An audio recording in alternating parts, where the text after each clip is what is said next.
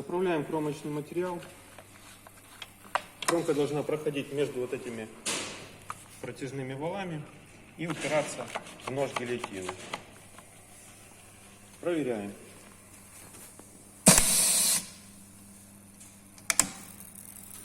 Все, вот кромка пошла. Проверяем нанесение клея.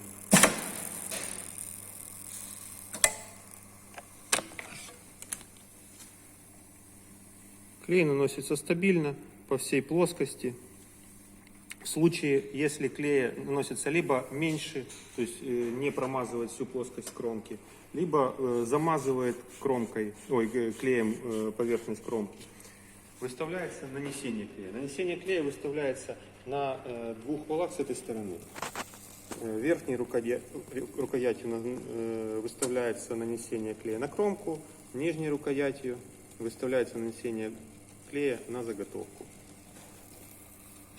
У станки есть два режима работы.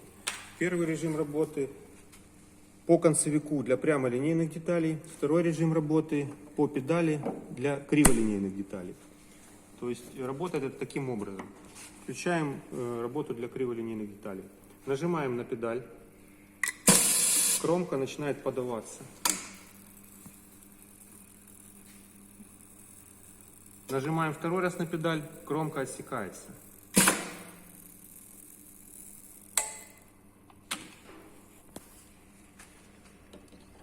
Дальше работа для прямолинейных деталей. Переключаем в режим концевика. Прижимаем деталь к концевику.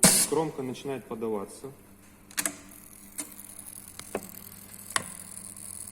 Заканчивается деталь, концевик срабатывает, кромка отсекается.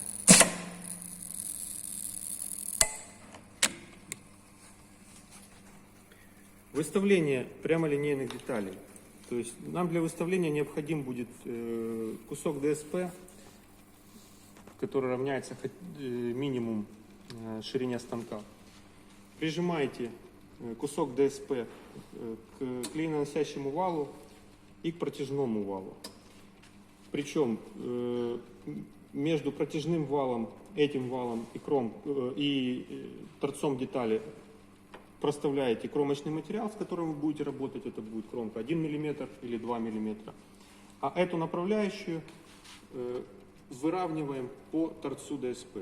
Тем самым у вас будет выставлен станок для проклейки прямолинейных заготовок.